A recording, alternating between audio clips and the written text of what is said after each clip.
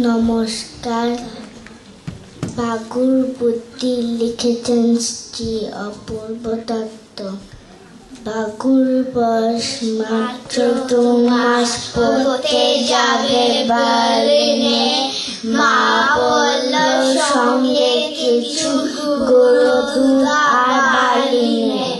বিদেশ বিভুঁই রাস্তাঘাটে কি আর দেব খাবার, শেষকালে কি খালি পেটে রোগ বাঁধাবি আবার।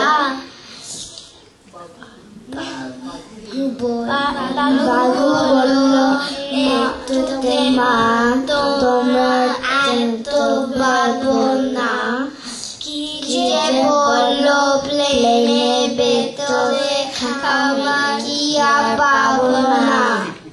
মা বলল আসল কথা আমরা তো আত্মাই, আমরা তো ওদের মতন চপ কাটলে খাই।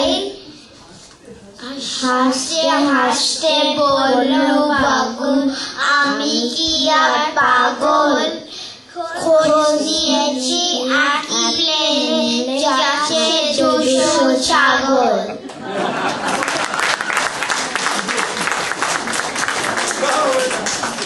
খুব সুন্দর হয়েছে, আমার খুব ভালো লেগেছে।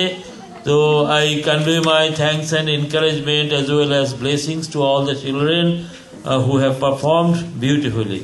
Thank you.